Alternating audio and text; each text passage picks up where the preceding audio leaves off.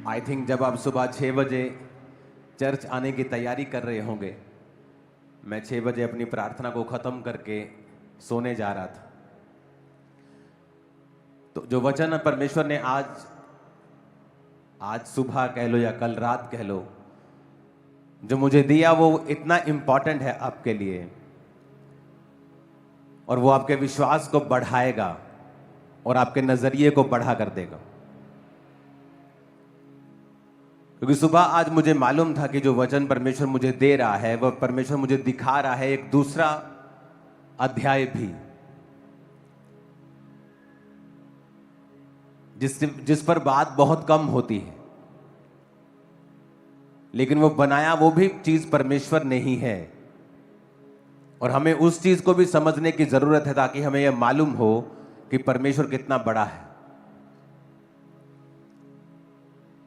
कई बार जब अपनी लाइफ में आप बिजी होते हो, अपने घर से काम, काम से घर, आपको लाइफ का मतलब समझ नहीं आता। लेकिन जब कभी आप घूमने चले जाते हो और आप एकदम समंदर के बीच में चले जाते हो या एकदम पहाड़ों के बीच चले जाते हो और दूर से देखते हो कि सब पहाड़ कितने बड़े हैं, समंदर कितना बड़ा है और आप कितने छोटे हैं, और आपको मालूम होता है फिर आपके परमेश्वर के बारे में भी कि वो कितना बड़ा होगा जिसने इन चीजों को बनाया है। तो कई बार जब हम अपने नजरिए को सेट नहीं करते हैं और हमें मालूम नहीं होता कि परमेश्वर क्या है और हम किस परमेश्वर से कितनी छोटी चीजें मांग रहे हैं और हमारा ध्यान कितनी छोटी चीजों की ओर है, जबकि वो परमेश्वर कितना बड़ा है, हमें उसके साइज के अकॉर्डिंग चीजें मांगनी चाहिए और अपने विश्वास को बड़ा करना चाहिए। इसलिए आज मुझे बैठना पड़ेगा क्योंकि मेरे पास 2 डिवाइस हैं जिसमें से मैं वचन को सुनाऊंगा। एक बाइबल है, एक मेरे पास रिटन चीजें हैं। तो आज मुझे बैठकर आपको वचन देना पड़ेगा। पिछले कुछ दिनों से परमेश्वर अपना जो मेरा ध्यान है वो इन चीजों के ऊपर लगा रहा है कि परमेश्वर ने किस प्रकार से उत्पत्ति की है चीजों की, और वो इतना बड़ा है कि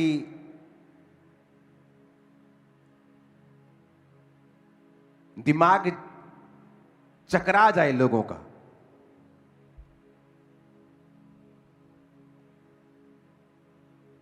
अगर आप पृथ्वी को देखें, ये कितनी बड़ी है, 800 करोड़ के करीब लोग इस पृथ्वी पर रहते हैं। तो अगर भी आप दुनिया अगर घूमेंगे तो कितनी वो खाली है। ऑस्ट्रेलिया, कनाडा, अमेरिका जैसे देश 95% तक खाली हैं अभी भी। इंडिया, चाइना को छोड़ के बाकी बहुत से देश आपको ऐसे मिलेंगे, और यहां भी आपको बहुत, अगर आप जाएंगे तो खाली। पृथ्वी कितनी बड़ी बनाई है परमेश्वर।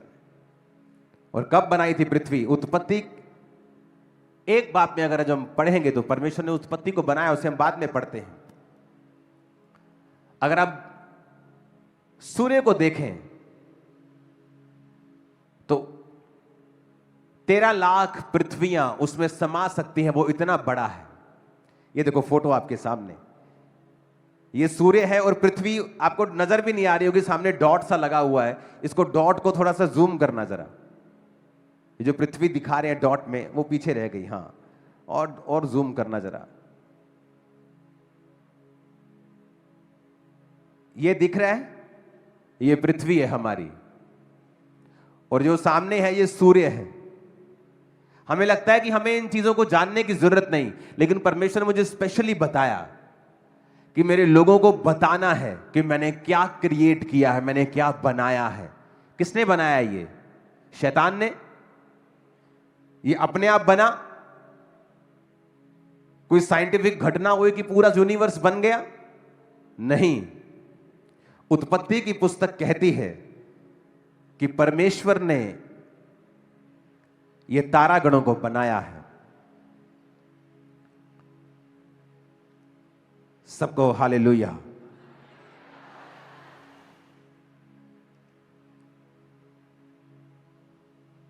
अगर आप उत्पत्ति 1 से लेके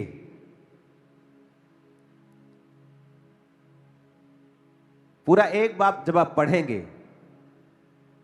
तो आप देखेंगे कि परमेश्वर ने किस तरह से 16 आयत को पढ़ेंगे, जब परमेश्वर ने 2 बड़ी ज्योतियां बनाई, उनमें से बड़ी ज्योति को दिन पर प्रभुता करने के लिए और छोटी ज्योति यानी चंद्रमा को रात पर प्रभुता करने के लिए बनाया और तारागण को बनाया। सूर्य भी एक तारा है। सूर्य की फोटो दिखाना और पृथ्वी दिखाना उसके सामने कितनी छोटी है, नजर भी नहीं आती, नजर भी नहीं आती। सूर्य इतना बड़ा है, 13 लाख धरतियां उसमें समा सकती हैं। सूर्य इतना बड़ा है। और आपको पता है सूर्य जितना भी बड़ा हो, सूर्य से भी एक बड़ा तारा है जिसको स्टीफनसन 218 बोलते हैं। और उसके सामने सूर्य को जब रखा गया तो सूर्य इतना बनता है, देखो अपनी स्क्रीन के सामने। और 1000 10 बिलियन, 1 बिलियन में 100 करोड़ होते हैं, 1000 करोड़ सूर्य उसमें आ सकते हैं। वो तारा इतना बड़ा है। जिस सूर्य में 13 लाख पृथ्वियां समा सकती हैं, उसको अगर 1000 करोड़ सूर्य इकट्ठे कर दो, फिर एक बड़ा तारा जो खोजा गया है। और ऐसे खरबों तारे हैं जो परमेश्वर ने बनाए हैं। सोचो परमेश्वर कितना बड़ा होगा, इमेजिन करो आप।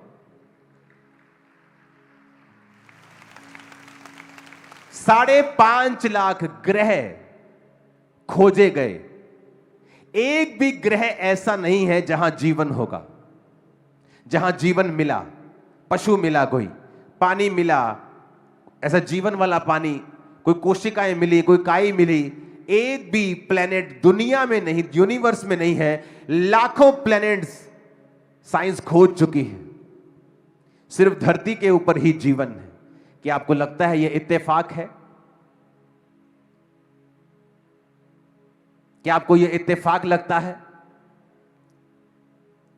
अभी मार्स के ऊपर से नई पिक्चर्स आई हैं सनसेट की, जहां ब्लू कलर का सनसेट मार्स के ऊपर अभी नए कैमरे ने भेजा।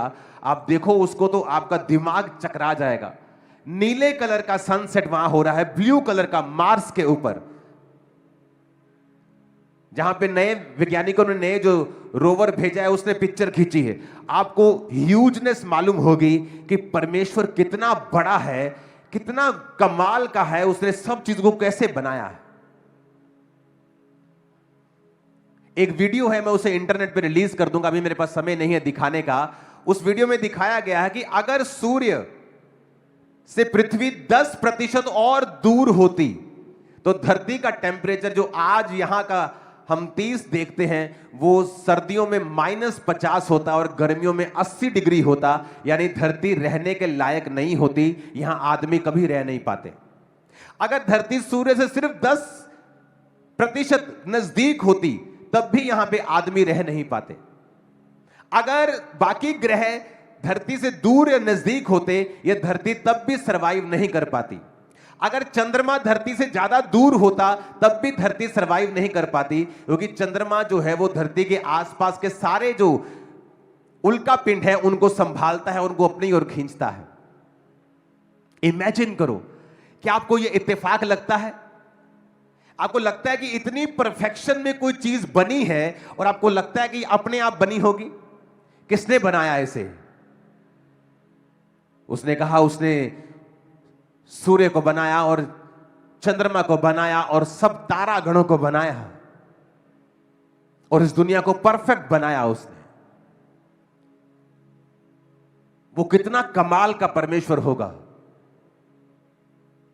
कि अगर धरती सूर्य से 10% दूर होती। चलो उस वीडियो को देख लेते हैं, चलो उस वीडियो को चलाओ जरा। क्या वाकई किसी ने हमारी पृथ्वी को जानबूझकर बनाया है? चलिए समझते हैं। धरती पर जीवन इसलिए शुरू हुआ क्योंकि यह सूरज से बिल्कुल सही दूरी पर स्थित है, न ज्यादा पास और न ज्यादा दूर। हाल ही की स्टडीज बताती है कि अगर धरती सिर्फ 10% सूरज के करीब होती तो इतनी गर्मी बढ़ जाती कि पूरा ग्रह आग का गोला बन जाता, और 10% दूर होती तो सब कुछ बर्फ में बदल जाता।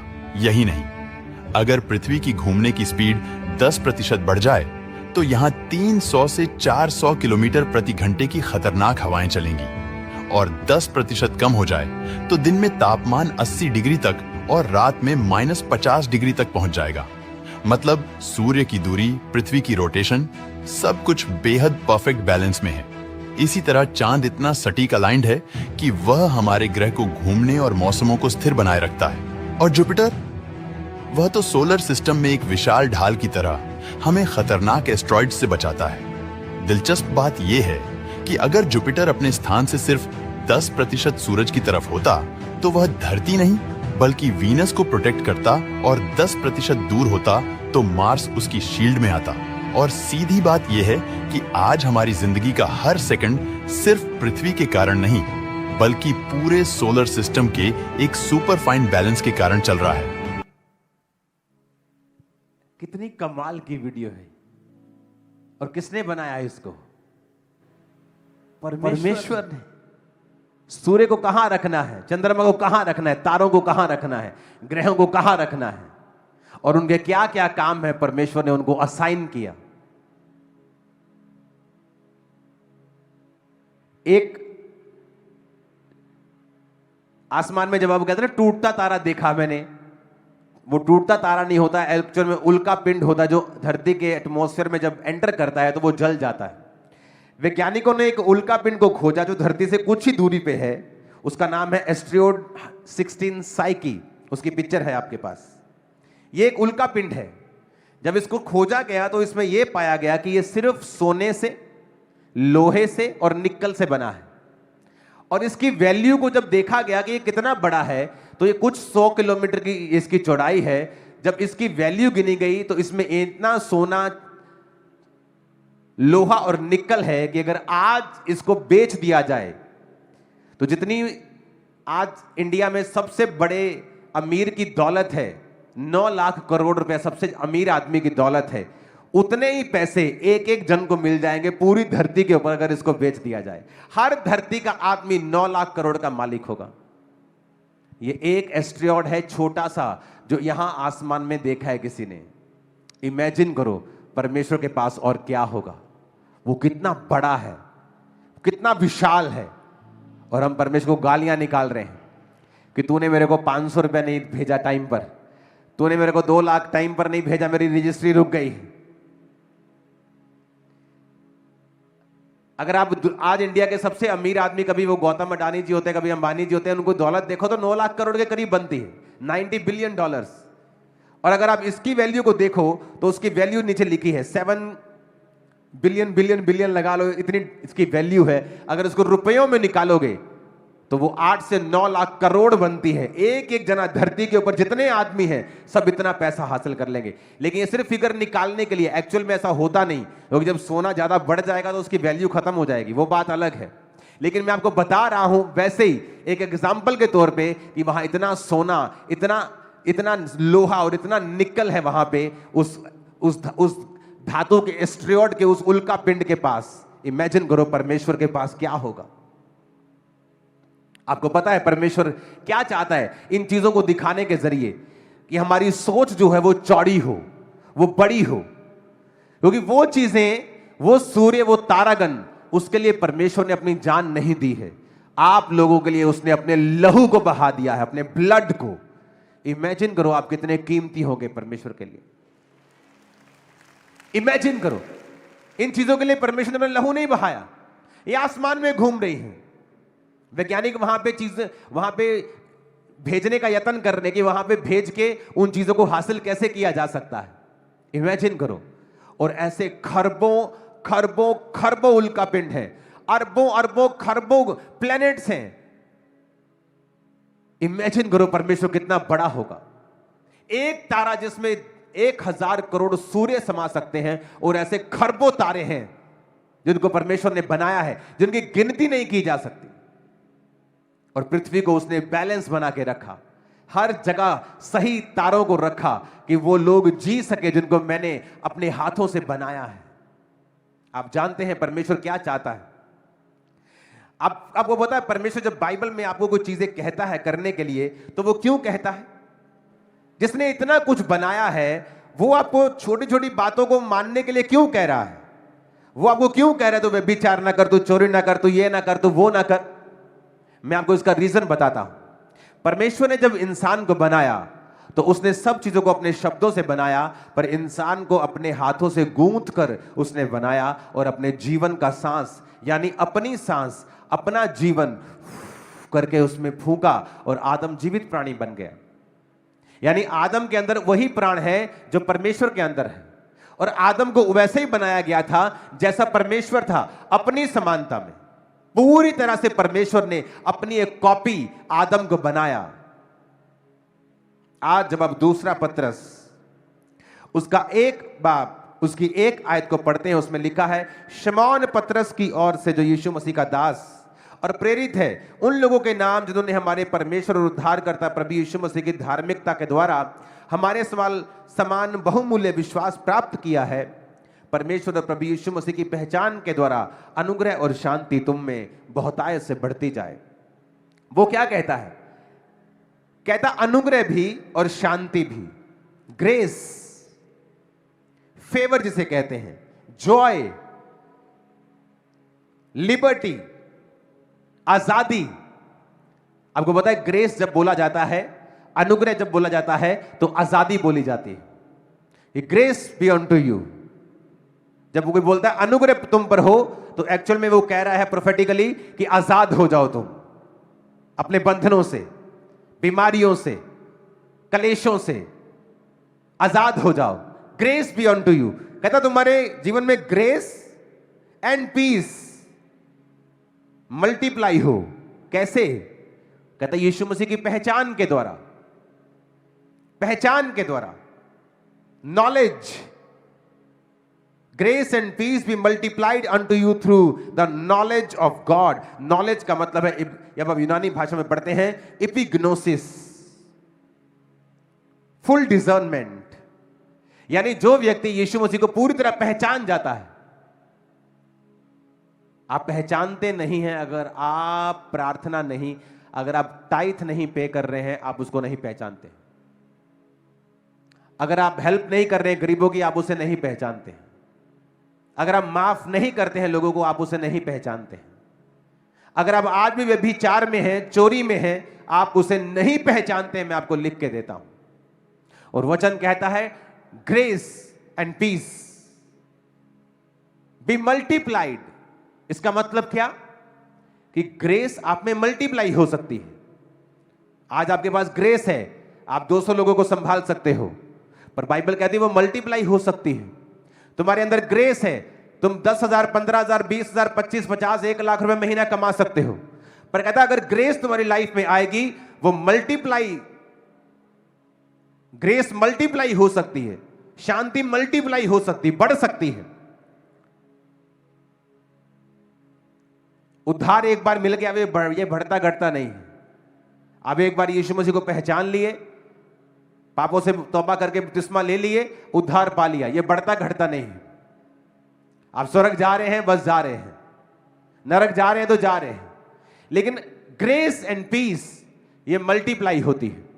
और अगर आपकी लाइफ में ग्रेस मल्टीप्लाई हुई तो आपका छुटकारा भी बढ़ेगा, आपकी बरकत बढ़ेगी, कलीसिया बढ़ेगी, बिजनेस बढ़ेगा, ब्लेसिंग्स बढ़ेगी, शांति बढ़ेगी, आनंद बढ़ेगा, सेहत अच्छी होगी, लाइफ बेटर होगी। कैसे? एपिग्नोसिस ऑफ गॉड कहता, परमेश्वर की पहचान के द्वारा। जब हम पहचानते कि परमेश्वर तू इतना बड़ा है, तूने इतने बड़े बड़े तारे बनाए हैं कि सूर्य, हजारों करोड़ों सूर्य उसमें समा सकते हैं, जबकि पृथ्वी अकेली 13 लाख अगर पृथ्वियां हो तो सूर्य भरती हैं। और ऐसे तारे हैं जो हजारों करोड़ सूर्य को अपने अंदर समा जाते हैं, और वो भी करोड़ों खरबों खरबों में हैं। तो कितना बड़ा परमेश्वर है, हम उसको समझते हैं। कि अगर उसने तारों को, पृथ्वी को, सूर्य को, चंद्रमा को इतनी अलाइनमेंट में रखा है, इतने सिस्टम में रखा है, वो मेरी लाइफ को इतने सिस्टम में क्यों नहीं रखेगा? वो मेरी जिंदगी को सिस्टम में क्यों नहीं रखेगा? वो सब कुछ कर सकता है, लेकिन मुझे यह समझना है कि मैं उसकी नॉलेज में कम तो नहीं हूं, मैं उसकी डिजर्नमेंट में कम तो नहीं हूं। मेरे अंदर कोई कमी है कि मैं डिजर्न नहीं कर पा रहा हूं परमेश्वर को, क्योंकि वो तो परफेक्ट है, उसने परफेक्ट चीजें बनाई हैं, उसने तो इतनी बड़ी बड़ी चीजें बनाई कि वैज्ञानिक भी उसके सामने सिर झुकाते हैं। ऊंची आवाज में कहो हालेलुया। माउंट एवरेस्ट के ऊपर समुद्र के जीवाश्म मिले तो वैज्ञानिक अब कहने लगे कि माउंट एवरेस्ट भी कभी पानी के नीचे था, और यह बाइबल की पहली दूसरी लाइन में लिखा है। पृथ्वी बेडोल सुनसान पड़ती, गहरे जल के ऊपर अंधियारा था, परमेश्वर ने कहा उजाला हो जाए, फिर जल दो भाग हो जाए। अब एक और वीडियो मुझे मिली जिसमें रेगिस्तान में जहां पर पत्थर निकालते हैं, सैंडस्टोन्स निकालते हैं, जब वो सैंडस्टोन वहां पे रेगिस्तान में निकाल रहे थे तो वहां भी समुद्र के जीवाश्म मिले उनको।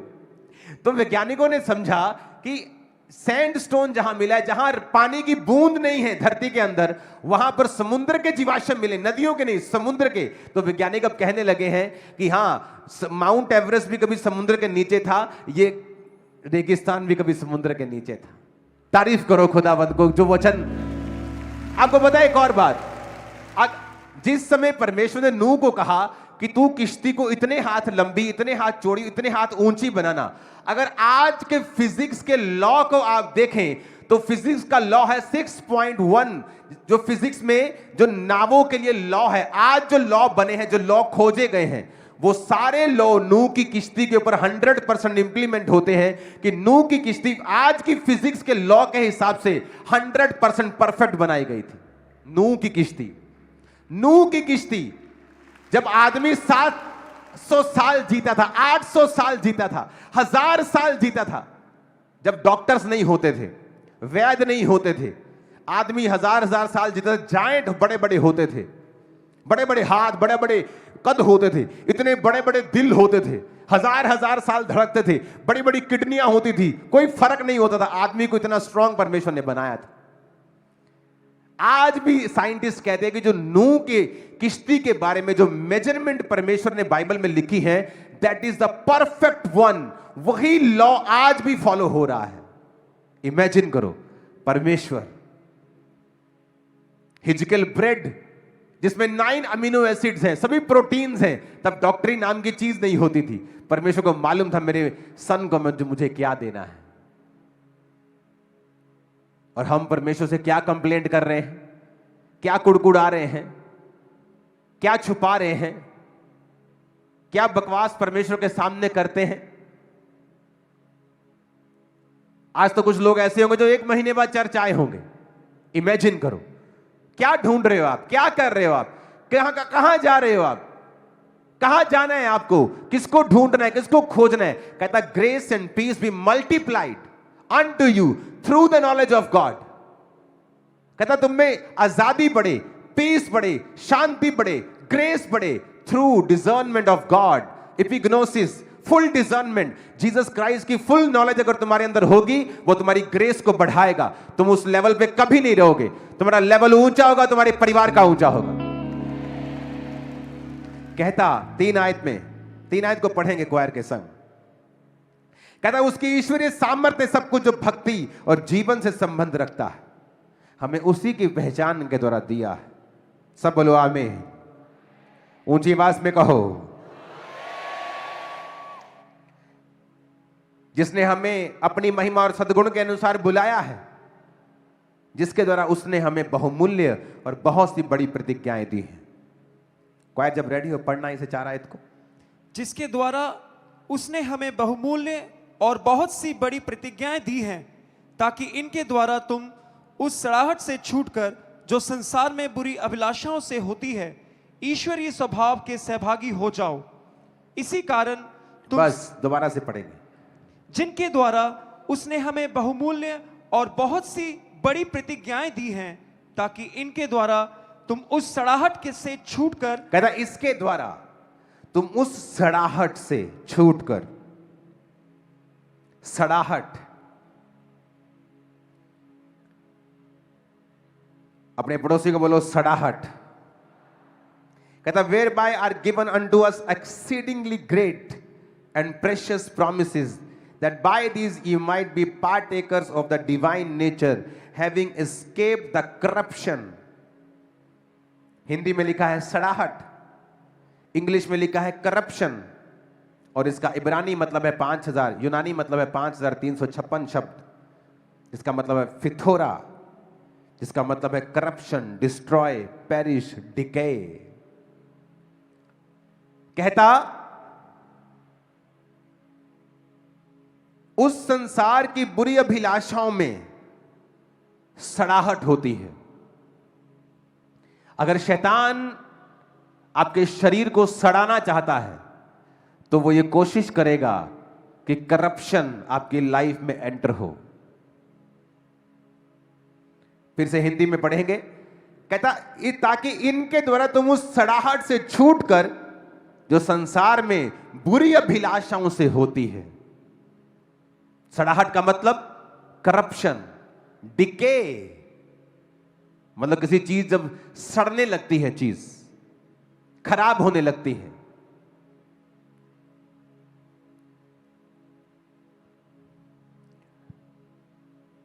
अगर आप अपने नेचर को चेंज नहीं करते हैं, आप जल्दी अपने आप को बीमार पाते हैं। आपका शरीर सड़ने लगता है अंदर से। कहता ईश्वरीय स्वभाव के सहभागी हो जाओ। मैंने आपको जो वीडियोस दिखाई ना इतनी बड़ी, वो क्यों बताई? परमेश्वर आपसे क्या चाहता है?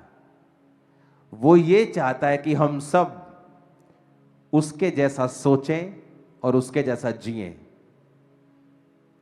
ये सारे गुण परमेश्वर के अंदर हैं, और जब ये गुण हमारे अंदर आते हैं और हमारी सोच परमेश्वर के जैसी होती है, तो हम करप्शन से, डिके से, सड़ाहट से, जो आपके बिजनेस में हो सकती है, गर्भ में हो सकती है, पेट में हो सकती है, वो सड़ाहट आपके शरीर में हो सकती है, लाइफ में हो सकती है, बच्चों में हो सकती है, मैरिड लाइफ में हो सकती है। कहता उस सड़ाहट से तुम छूट सकते हो जो बुरी अभिलाषाओं से शैतान तुम्हारे जीवन में लेके आता है। जब भी शैतान आपको बुरी अभिलाषा में गिराएगा, वो व्यभिचार हो, चोरी हो, नशा हो, डकैती हो, तब आपकी लाइफ में कुछ ना कुछ सड़ाहट जरूर होगी। आपकी सेहत में नहीं होगी तो फाइनेंस में होगी, फाइनेंस में नहीं होगी तो मैरिड लाइफ में होगी। जब भी आप करप्शन करेंगे, जब भी आप बुरी अभिलाषा आप करेंगे, जब भी आप बुरी अभिलाषा अपनी लाइफ में रखेंगे, तो उसके पीछे पीछे सड़ाहट फॉलो करेगी। आपको वो पार्सल लेना ही पड़ेगा, क्योंकि वो पार्सल के लिए आपने स्पिरिचुअल प्राइस को पे कर दिया है। आपका वो पार्सल प्रीपेड है, आपने उसे पे कर दिया है, आपने पहले ही उसकी मूल्य अदा कर दिया है। अब वो सड़ाहट आपकी लाइफ में आएगी, आप उसे रोक नहीं सकते हैं। मैंने बहुत बार देखा है ऐसे बच्चों को जिन्होंने सेवकाई की और व्यभिचार में गिर गए, उनको कुछ नहीं हुआ, पर उनके माता पिता ने बड़े बड़े अटैक देखे अपनी लाइफ में। माता पिता पे अटैक हुए, उन्हें फाइनेंस पे हुए, उनको सेवा में अभी परमेश्वर पीछे कर रहा है। क्यों? अब उनको समझ नहीं आ रहा। वो पास्टर के पास जाते, पापा हमारी लाइफ, मेरे पापा मम्मी बड़े तंग हैं। अब वो ये नहीं बताते कि हमने व्यभिचार किया है, क्योंकि जब तुमने व्यभिचार किया तो सड़ाहट जो है, डिके जो है, वो गलाहट जो है, जो गलेंगी चीजें, वो तुम्हारी लाइफ, परिवार, फाइनेंस कहीं भी एंटर कर सकती। तुम उन्हें लीगली रोक नहीं सकते, तुम प्रार्थना करके भी उन्हें रोक नहीं सकते हो। तो परमेश्वर ने कहा तुम संसार की बुरी अभिलाषाओं से जो सड़ाहट होती है उससे छूटकर ईश्वरीय स्वभाव के सहभागी हो जाओ। कैसे होना है सहभागी? कहता इस प्रकार तुम सब प्रकार का यत्न करके विश्वास पर सद्गुण, पढ़ेंगे 5 आयत को। इसी कारण तुम सब प्रकार का यत्न करके अपने विश्वास पर सद्गुण, और सद्गुण पर समझ, और समझ पर संयम, और संयम पर धीरज। ओके, एक एक करके पढ़ेंगे। 5 आयत को पढ़ेंगे। सबसे पहले विश्वास के ऊपर सद्गुण, और सद्गुण पर समझ, और ओके, विश्वास के ऊपर क्या पर करना है? सद्गुण। कहता तुम्हारे अंदर विश्वास है ना? बोलो अपने पड़ोसी को, विश्वास है। तो दूसरा काम क्या करना है ईश्वरीय स्वभाव के सहभागी होने के लिए? कहता विश्वास के ऊपर सद्गुण बढ़ाना है। अपने पड़ोसी को बोलो सद्गुण। इंग्लिश में उसे वर्च्यू कहते हैं। यूनानी रियल भाषा में ग्रीक भाषा का 703 शब्द, उसमें कहते हैं एरेटे, जिसका मतलब है एक्सीलेंस। अगर तुम चाहते हो ना कि तुम ईश्वरीय स्वभाव के सहभागी हो जाओ, आपको लगता है कि परमेश्वर मेरी जिंदगी को बोरिंग करना चाहता है, मैं अगर ईश्वरीय स्वभाव का सहभागी हो जाऊंगा तो मुझे क्या मिलेगा, मेरी तो लाइफ बोरिंग हो जाएगी। ऐसा नहीं है। एक्चुअल में आपको ईश्वर की तरह जीने के लिए बनाया गया था, और जब आपने ईश्वर की तरह जीना बंद कर दिया तब बीमारियां आई। पहले किडनी प्रॉब्लम्स नहीं होती थी, लीवर प्रॉब्लम नहीं थी, डाइवोर्सेस नहीं थे, कैंसर नहीं थे, पेन्स नहीं थी। Everything was so perfect. जिस तरह परमेश्वर ने सूर्य को, चंद्रमा को, पृथ्वी को परफेक्ट दूरी के ऊपर बनाया, आपकी लाइफ भी परफेक्ट थी। बिल्कुल पंगा हमने लिया, आदम ने लिया, वो गिरा। उसके बाद अब परमेश्वर चाहता है कि हम परफेक्ट लाइफ को दोबारा हासिल करें थ्रू जीसस क्राइस्ट नॉलेज। कैसे? कहता जब विश्वास कर लिया तो वर्च्यू यानी एक्सीलेंस को बढ़ाओ। क्या एक्सीलेंस? किसे कहते हैं एक्सीलेंस जीवन जीना? एक्सीलेंस का जीवन जीना कि आज संडे है, मुझे कहां होना चाहिए? कहां होना चाहिए? सुना नहीं दिया मेरे को, कहां होना चाहिए? यह है एक्सीलेंस। मैं अपना टाइट हर हफ्ते निकालता हूं, महीने बाद नहीं, क्योंकि मुझे डर रहता है कि मैं भूल ना जाऊं, किसी हफ्ते का भूल ना जाऊं।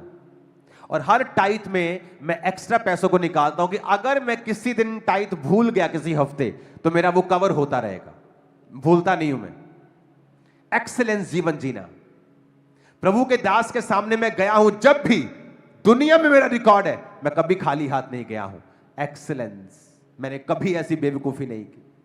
चाहे उनको कुछ नहीं चाहिए, चाहे इसहाक खरबोपति था, लेकिन अपने बेटे को उसने कहा मेरे लिए कुछ आहार का, अहेर का मांस लेके आया, क्योंकि जब आप बोते हैं आप स्पिरिट को हिलाते हैं और वही चीज फिर आशीष को पैदा करती है। एक्सीलेंस। एक्सीलेंस। आप में से बहुत से लोग आज 12 बजे चर्च में एंटर किए होंगे, 1 बजे किए होंगे। यह निशानी है आप एक्सीलेंस नहीं है, एक्सीलेंस में नहीं। प्रार्थना की नहीं की बिकॉज आप एक्सीलेंस में नहीं जी रहे हैं। आप झूठ बोल सकते हैं बेनिफिट के लिए, कुछ फाइनेंशियल बेनिफिट के लिए, किसी मार से बचने के लिए, किसी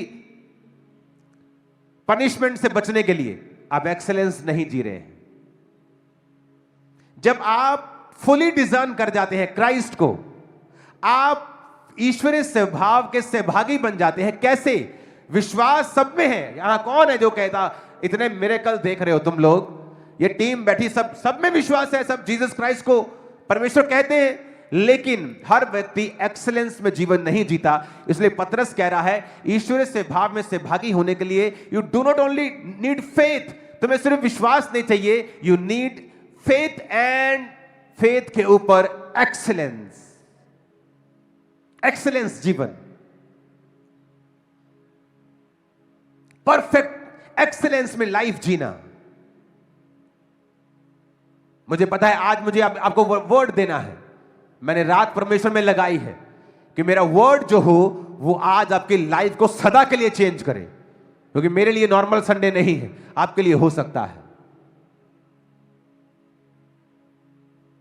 क्योंकि इस मीटिंग को लोग 50 साल बाद भी देखेंगे, 25 साल बाद भी देखेंगे। तो मेरे लिए तो वो बड़ी चीज है। आगे बढ़ेंगे। कहता add virtue, add to your faith virtue. कहता विश्वास के ऊपर क्या बढ़ाना है? सद्गुण। आगे पढ़ेंगे। और सद्गुण पर समझ। कहता सद्गुण के ऊपर क्या? समझ। अपने पड़ोसी को बोलो समझ। और ये समझ क्राइस्ट स्पिरिचुअल समझ के बारे में बात वो नहीं कर रहा है। ये आपको अलग समझ के बारे में जो दुनिया में भी काम आती है, उस समझ के बारे में भी आपको कह रहा है। अगर वो समझ भी आपके अंदर नहीं है तब भी आप परमेश्वर के स्वभाव में सहभागी नहीं हो पाते हैं। ऊंची आवाज में कहो हालेलुया।